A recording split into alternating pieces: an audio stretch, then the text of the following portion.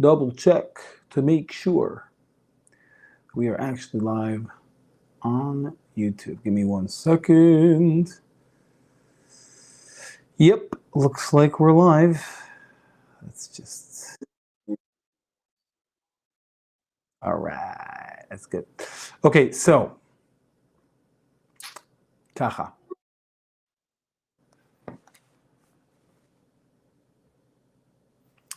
All right, so welcome back, everybody, to another week of Parshah at theBarber. Although, as you can see, we are not at theBarber. We are at my home. And because it's almost Hanukkah, we have a little cozy fireplace situation happening here, indoor fireplace. This week's Parsha is Parshas Vayeshev. And basically, the Parsha goes through how, Yaakov settles down with his family, and he favors Yosef over the rest of the brothers. And the boy, he talks about dreams that he has, and it makes it sound like he's predicting he's going to rule over his brothers, and they don't like that. And eventually, there's a very big rift between them, and they end up throwing him into a pit, and then selling him, and he gets brought down to MITZVAH. And he gets sold to Potiphar, and he does very well, but then Potiphar's wife wants him to sin with her, and he doesn't, and she blames him. He gets thrown into jail, and then he gets he gets thrown into jail, and we have the story of the dreams of the butler and the baker. And it ends off with Yosef being in jail and him asking the butler to remember him and mention him to the king. So this is the overall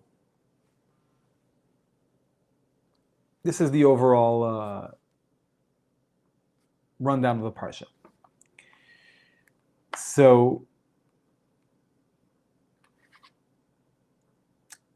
let's just get into some of the stuff here, some of the juicy parts of the Parsha here. In the Medrash Rabbah, it says, where it talks about that Yosef was telling Yaakov Avinu all about the things that his brothers were doing, that he perceived that his brothers were doing wrong. Number one, that they were eating Ever Min HaChai, that they were eating from the animal before they would properly slaughter it, and they would eat the meat from the animal before it would even fully dead. Number two was that they called the brothers the sons of the maids, so he saw that as them ridiculing them and belittling them. And number three was that he told his father that it looked like they were being promiscuous, if that's the right word, right? They were not conducting themselves properly when it came to intimate relations. So the question here is obvious. One of them is doing something wrong. And how is it is it possible that the Shvatim, who were holy people, could have done such a thing? And if not, then why did Yosef say the things he did? So something really interesting that's brought down from the Shalah, which is that it says that Yaakov Avinu actually received...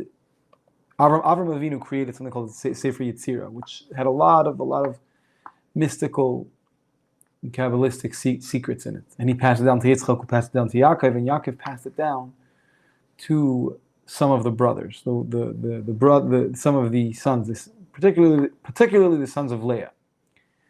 The reason is because, in general, the secrets of Kabbalah are not meant to be widespread. They're meant to be given to a select few, and the sons of Leah were considered to be more on the level than the other brothers. And with this book, Sefer Yetzirah, they knew how to create animals, and they knew how to create, they could even create a person. So it's saying is that they actually made an animal, and an animal that's made not through the regular process of the physical world, but through Kabbalah, is not obligated. You're not obligated to slaughter that animal, to do the regular ritual shechita. And so too, they also created a woman, and the woman would accompany them. Now, it's an interesting thing to understand. And the Chassam Sofer actually brings this down. He says, why would they do that? He says he wouldn't. The Chassam Sofer says he doesn't believe that they would just, for no reason, just create a woman to have a good time. But either way, now we answered two of the questions, two of the things that Yosef said that his brothers were doing wrong, and we explained why it's really not wrong. Right? The animal and the woman. They're eating from the animal, and their, how they were dealing with women. But why were they calling the sons, why were they belittling them? And so the answer is that they weren't belittling them. They were saying, because the other brothers, when they saw what the sons of Leah were doing with this book, they decided that they were going to they decided that they wanted to also be part of this. And so they said, because that Father gave it to us for a specific reason, and that so they weren't belittling them. They were saying that we can't, not everybody is able to have this information, and therefore it's exclusively for us. And that it was appropriate. That was the right thing for them to say. Now,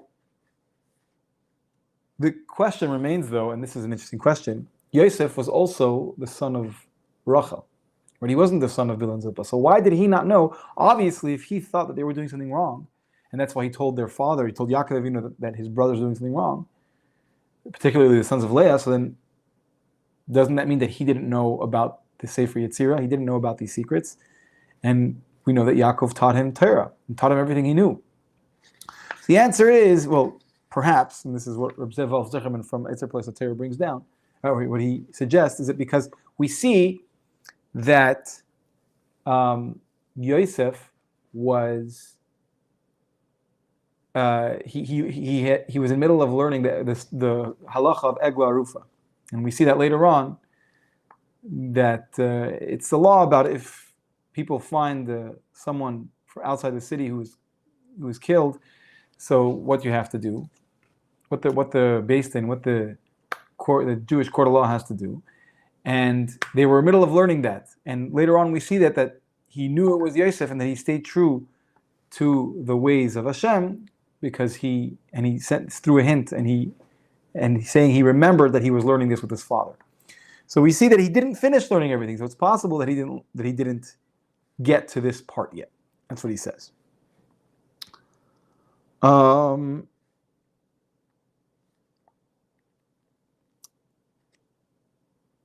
something really interesting over here. Also, it says that on the Gemara, in the Gemara, it says that they would make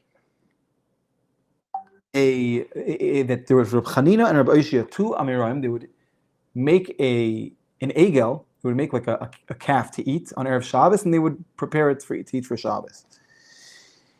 And the Rashba says that they were only able to do it Erev Shabbos. Why? Because with Sefer Yetzirah, with these secrets, you're only able to create something that was created on the first day of the week that it was created. So to create an animal, you'd have to create it on Friday, because animals were created on Friday. So I guess, if, for example, if you wanted to create a fish, then you'll be able to create a fish on Wednesday. Gotta turn these off. Very good. And so they're saying that perhaps the Shvatim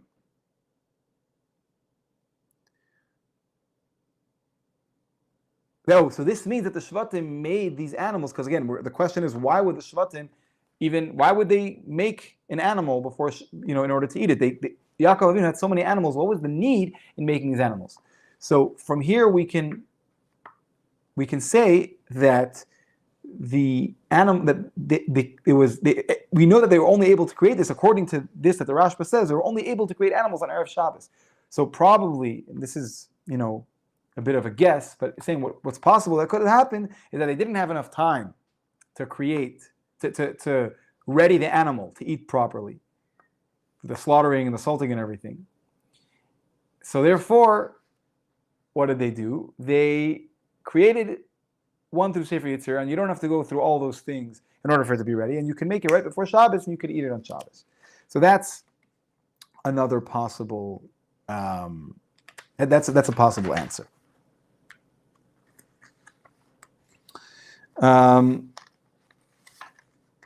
Now, here's something interesting from the Chafetz Chaim. It says that, and he brings it down from the Sefer HaKana, that I think that I'm pronouncing it correctly. I hope I am, at least. And he says that Yosef HaTzadik ended up being reincarnated. His Gilgul went into a certain very special person, Chassid Echad, it says, meaning a very pious man. And when that person died, when that person passed away, a pig came and dragged his tongue. I don't know if he ate his tongue, or it seems he ended up, taking off the tongue. And there was a person who saw it and said, how is it possible that such a holy person, right? He learned Torah his whole life. He was such a special person. Zut Torah v'Suschara. This is Torah, and this is its reward. And he was very upset. And because he saw this, he ended up, going away from Torah. And the Chafetz Chaim adds that this is actually Elisha ben Avuya, who was called Acher, who was originally a very great rabbi and ended up going off the Torah path. And this chassid was Chutzpis HaMaturgaman, a certain person who it says about him that, and this is what happened. So in other words, so according to this, Yosef HaTzadik was Nisgalgel. He was reincarnated in this Chutzpis HaMaturgaman. One second, guys. Sorry. Hello? Hello? I don't know what's going on. My phone's having problems. Anyway, it was my father, so sorry, but I had to take my, father. Your father calls, you got to answer.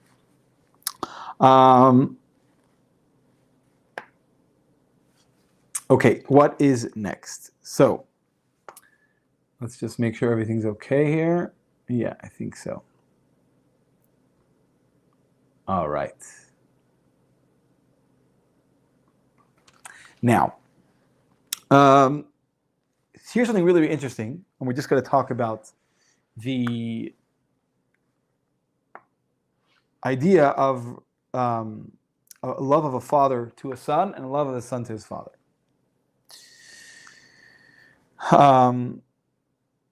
Just because it says that Yaakov loved Yosef, ki ben zkunim hula, he was a son to him in his old age. And so we're just going to talk about different things that it mentions in the Torah about. It's obvious. We all know that a father loves his son more than the son loves his father, and that's why we see that it is halacha that if, let's say, in general, if a person is meant to, sorry, I got totally off sidetracked. If a person finds someone in their home, someone intrudes in their house, right? There's an intruder. So you can assume that the person came ready to kill because he already passed, he crossed the line of going into someone's home, which means he knows he might get caught, and therefore he's ready to commit murder. There's one exception. The exception is if a person's father, if the intruder is one's father, then you're not allowed to kill him. Why? Because you know the father won't kill his son. And the only exception is if whatever, abnormal reason, he knows that his father's out to kill him out of hate, which is not a very common thing, let's just say, and quite unfortunate. So, but however, if let's say a son, if the intruder is a person's son, let's say there's a father living at home and the son is an intruder, then it is permissible to kill him, even though I don't. Again, that's not many. I don't think many parents would do that. Many fathers would do that, even if they're allowed to. But the point is that there's still a reason to suspect that a son might kill their parent, but not the other way around. And here's just a few interesting stories about that. There's a story in Maseches Sotah about Rav Huna that he found a certain date, and I guess this was a delicacy. It was like a very, it had a very good smell, and he wrapped it. He wrapped it in a cloth, and he, put it in his garment. And his son Rabbah comes home, and he says, "I smell something good." Now, it says that from the time that tahara, that purity, whatever that means, left the Jewish people, so good smell also left. They couldn't smell. So what I understand, and I haven't looked into it, there's obviously a deeper explanation of this, but what I'm understanding is that that someone who is very, very, very pure has a better sense of smell. And again, there's probably deeper meanings to this. But he said, "I smell it," and he said, "Oh, so Rav Huna was very happy that his son Rabbah was able to have such a keen sense of smell, and he said, 'This tells me that you're pure.'" And he gave him the date, and then Rabbah gave this date to his son, Abba. His name was Abba. So Abba's Abba gave Abba, no, I was kidding around, gave him a date. And it gave him the date. And Rav Huna said, so the grandfather, right, Rav Huna tells his son, Rabbah, that you have both made me very happy and you, like, so to speak, knocked my teeth. You knocked me in the teeth. Why? Because I'm so happy. You made me happy that you have a special purity about you. But you knocked my teeth, so to speak, because you showed a love to your son more than you do to me. Because he gave the date, he took the date from him and gave it to his son. This is an interesting story, and I'm sure there's a lot, there's a lot of delving to be done into this story.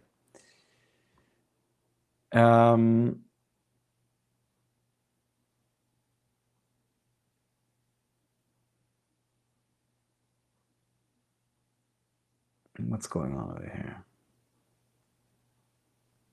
Oh, okay. Sorry, I just got to make sure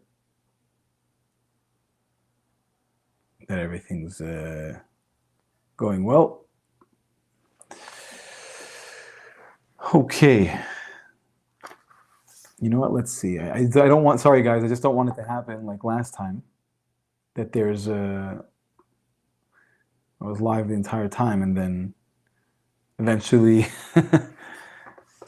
we didn't get. Sorry, it wasn't live the entire time, and I thought it was. So, yeah.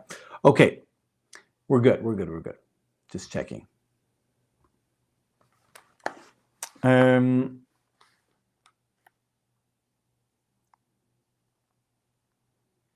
Now, so it's very interesting in the Sefer Tosfos Bracha. It gives a reason for this, a reason for why a person, why a father loves his son more than a son loves his father. And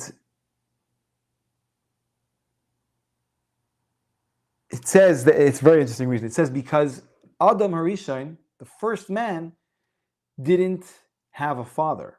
He didn't have a physical father, but he did have children. So, I guess you could say in the DNA it wasn't part of the genes passed down to have a love for a father as much as it was for children. The first man had children; he was able to love them. That's and that got passed down. But he didn't have a father, and therefore the intense love that a father has for a child is much more than the love that a son could have for his father, because the first man didn't have a father to love. Very interesting answer. And he says, actually, that's why, if you see in the Aseres HaDibros, it says that you must honor your father. There's laws of how you have to treat your father and your parents. But there's no laws of how a parent has to treat their child. Meaning, we know in halacha there's an obligation of chinuch, of teaching Torah, and of teaching them a trade, and all these things. But it isn't a specific commandment. And the reason is because this actually comes naturally to a father. But respecting parents not necessarily comes naturally, because the love is not as intense. Let's move on to the next thing. So in Medrash Rabbah it says something really interesting, that the jealousy that the brothers, Yosef's brothers, had for him was because of the splitting of the Red Sea. Now, what does that mean? The splitting of the Red Sea is happening in hundreds of years from now. So why would they be jealous of him? So the answer is because they saw with Ruach HaKodesh that the splitting of the sea would happen in the merit of Yosef HaTzadik. And we know this, that Moshe Rabbeinu brought the bones of Yosef with them all the way through the desert, and eventually they were brought into Eretz Yisrael. And so because they saw this, and I guess spiritually this was a very great merit, this kind of put in them this jealousy for their brother. And it's actually really interesting to see that Ksenes Pasim actually alludes to this. If you look at the word Pasim, Pei Samach Yud Mem, if you divide them, you have Pas Yam, which means line and water. In other words, making a line in the water. So this cloak, in the Parshah it says that Yaakov Avinu made a special garment for Yosef. And from here you see, from his name you see, from the name of the cloak you see, Ksenes Pasim, that this also already alludes to the fact that the Yam Suf is going to be split for Yosef. I thought that was really, really nice. Now, here's an interesting question, which is, why would they even be upset about a garment? Right? One of the things they were jealous about was the fact that Yosef HaTzadik had this garment made by their father that they didn't get. And these were very holy people, so why would they be so jealous by something that was as trivial, as vain as a garment? So it actually says that this garment, in the Targum Yerushalmi, it says that this garment was actually the original Kosnes Ur.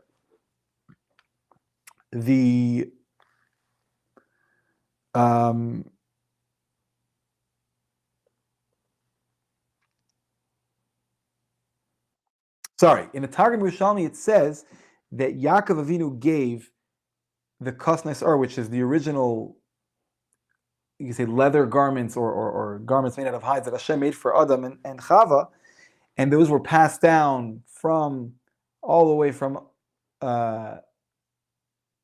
It ended up in Nimrod's hands, and then from Nimrod, Esav took it from Nimrod, and then Yaakov got it from Esav,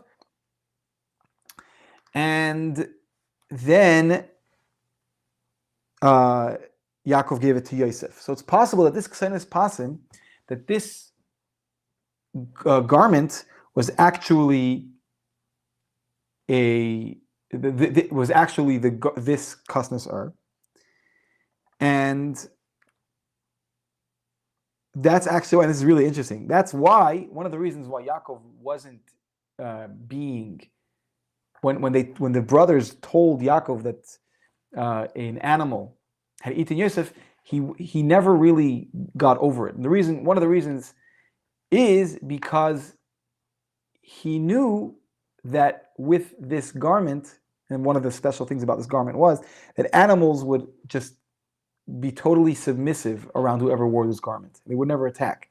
So Yaakov didn't understand how it's possible for him to get eaten with his garment. Therefore, he didn't believe that it was as simple as they were saying it. What had happened. I'm just going to read this comment. Hello, Mendy. Did they see the whole 300 years they had to know about Egypt somehow? That's a good question. In general, it's a question. Meaning, if they saw with Ruach HaKodesh that there was going to be a splitting of the sea, doesn't that mean that they saw everything and everything that was going to happen, including going down to Egypt? So I don't know. The way I understand, I don't understand, but the way I like to look at the idea of Ruach HaKodesh, of divine intuition, is that not everything is clear. You see everything. Whatever it is, they understood there was going to be a splitting of the sea for the Jewish people, and that would be because of Yosef. But in general, it's an interesting question how these things work, right? You see that people saw thousands of years down the line what would happen, or hundreds of years, and the question is, if they knew, then why would they let certain things happen? But then obviously, if it's meant to happen, then they shouldn't intervene. It's an interesting question, and one thing that definitely seems to be a common theme when it comes to Ruach HaKodesh is that there's not really much a person can do to change what's supposed to happen. And we see this again and again and again, even when people did try to change it. An example is one of the kings, Menashe's father, who was a tzaddik, knew that he would give birth to idolaters. And so he didn't have children. And he was going to be punished for this and was going to die. And because even though he knew he would have idolaters, his obligation is to fulfill the mitzvah of having children. And, so he tried to prevent it, but eventually it happened. I hope that somewhat answers. I mean, it doesn't really answer the question, but at least it kind of gives a different perspective, I think. Now,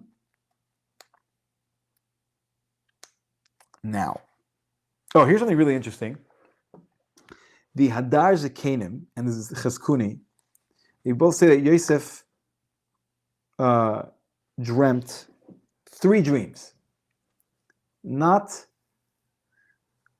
here, let's see, what about Dina? Leah changed Hashem's mind. Oh, that's very good. Here's a good question. Welcome, Megan. What about Dina? Leah changed his mind. So Dina got pregnant with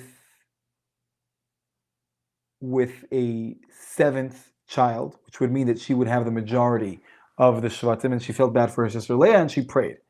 I believe that's what you're referring to, Megan. And she prayed for it to be changed, and so in the womb, the baby that was supposed to be a boy became a girl, which is very interesting because that actually explains why Dina had more of the boy attribute of being outgoing, and that's why she went out with the story of Chamar and Shechem. And Yosef, was a little bit more feminine in the sense that he cared about his looks a lot. Obviously, there are more deeper meanings to, Yosef beautifying himself, and we hopefully we'll get to that. But this question is an interesting question, right? Leah changed Hashem's mind. So to say that nothing can, we see many times that Hashem, something was meant to happen, and Hashem changed it through prayer. That's obviously something that we believe in very much. But in this case, I don't know if there was I'm specifically what we're specifically talking about is Ruach HaKodesh as divine intuition. So when it comes to divine intuition, if you see that something's going to happen, then I guess it's going to happen. But this is not this is definitely not a simple answer. There isn't a simple answer to this. It's not like, no matter what, if you see something, it can't happen. And actually, this is, when it comes to prophecy, when it comes to prophecy, it says that if there's a prophecy that something bad is going to happen, it not necessarily will happen. There's a contingency. It's contingent on something. It's dependent on if something, and it could be changed. Not necessarily will happen. But if there's a prophecy that something good is going to happen, so then that prophecy can never be nullified, because once Hashem promises something good, it's going to happen. So, that's, I think, as much as I can offer on the topic right now. And I hope it gave some clarity. Now, so we were just mentioning that it says in the Parsha, it mentions 2 dreams, but there's actually, it's brought down that Yosef had 3 dreams. And the first dream is brought down, that, and Rabbi Vadia ben Bartanura says that the first dream was actually something that's going to be mentioned later, when Yosef's brothers were scared of him already in Egypt, that he would do something to them. He said, I don't understand. 10 candles couldn't put out 1 candle. You think 1 candle could put out 10? And he was referring to the time when his brothers tried to get rid of him, and it didn't work. So, but the Torah doesn't mention those dreams because it didn't have anything to do with him being a ruler in Egypt. Yeah, and it's actually interesting to see that this is actually, it's kind of hidden. There's a hidden message about this in the pasuk itself, because after the first dream, I believe it's pasuk ches in that parak, it says that they hated him for his dreams, plural. But he only says the second dream that's mentioned in the parsha in the next verse, in pasuk tes. So what dreams? So the words dreams would actually allude to the fact that he already had previously told them 2 dreams, but as long as he hadn't mentioned anything about him ruling over them, they didn't really have as much animosity as they did afterwards when he did mention him ruling over them. It was just an interesting little tidbit. Now, we are getting close to the end. Guys, I'm sorry that we don't have the regular program. It's obviously more exciting, and I'm not used to this forum. But I've done it before, but it's much more exciting when it's me and Ilya. But Ilya couldn't make it last minute. So I'm just going to mention 2 more things. Something interesting from the Zohar. It says that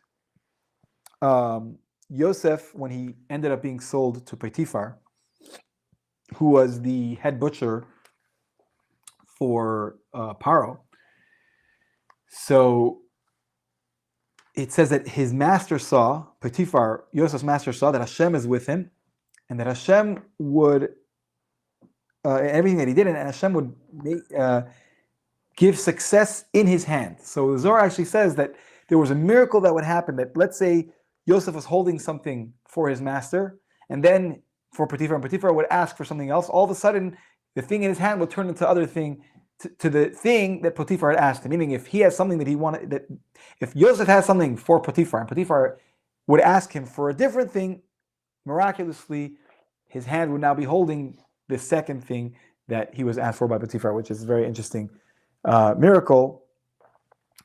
And yeah, pretty fantastic.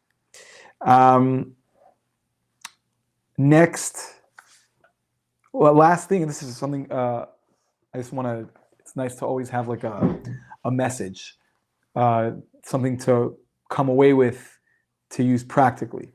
So we know the story mentioned earlier that Yosef was, Potiphar's wife attempted to seduce Yosef. And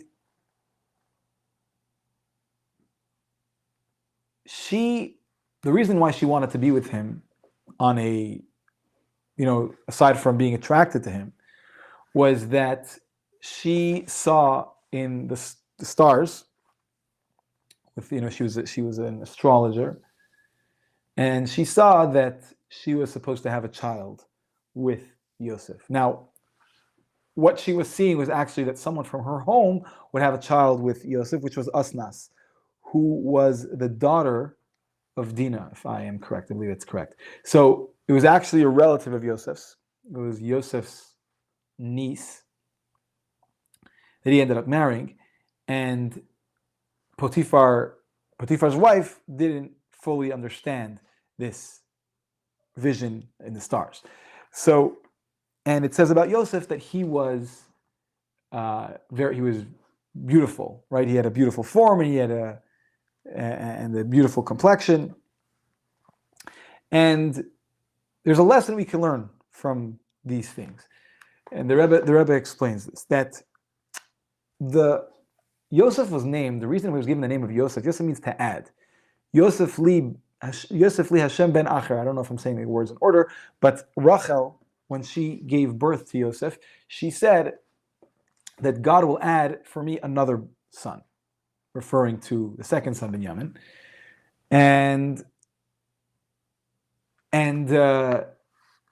But what that means spiritually is that Yosef had the trait of being able to turn someone who's acher, someone who is other, meaning far from godliness, and be able to add him and bring him in to godliness, and to transfer. He had the power to bring people closer to godliness.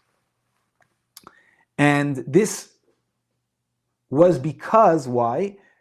Because he was beautiful. What does that mean when he was beautiful? And this is a very, very important lesson that we can learn. I love this lesson. I remember learning this with one of my students, and it was a very, very impactful lesson. If a person does not work on themselves, they can't influence others, because the person that they're trying to influence will see that they're a person who is, not. There's a saying. They're saying, like, what's the difference between a person who's a healthy person or not a healthy person? Everybody has issues. And the answer is, the healthy person works on his issues, the unhealthy person just stays and lets them fester. And so when a person sees that someone is trying to change them, but they don't even work on themselves, how are they going to accept that influence? They won't, because who is this person to tell me what to do? They're not even working on themselves. So to be spiritually beautiful means that you adorn yourself. What does it mean to adorn? Right? Before you say something to someone else to change, first adorn yourself. That's I don't know the exact wording right now of the Maimar Chazal, but of the teaching. But basically, before you go ahead and try to change someone else, you first have to work on yourself. So the beauty of Yosef spiritually means that he was a person who really, really worked on himself as a person, and that's why he was able to change somebody else. That's the number one lesson in service of God and in relationship to other people and our mission in this world. Number two, the fact that even though what Potiphar's wife did was obviously wrong, she was a married woman, and for Yosef to be with her would be absolutely wrong, but it was inspired by something spiritual and something that eventually was good, but it happened in a proper way, not in an improper way, as we mentioned. And that happened, and this shows that even when a person is in a situation where it seems that it's a very negative situation, you should know that behind that is holiness. And when a person goes through it, when a person, does what they have to do and passes the test and doesn't give in, on the other side, when they come out the other side, they're actually going to become even better, and this is going to elevate them. As we see that eventually Yosef, he went through a very, very hard time, and eventually he became the ruler of Egypt, and he married Asnas, and he had Ephraim and Manasseh from that, who actually became two separate tribes. So these are very important lessons. Number one, that in order to be able to have the full power of influence that we're supposed to have, we're supposed to change the world, we're supposed to give light to the world, you have to be a person who works on himself. Right? You gotta get your stuff together.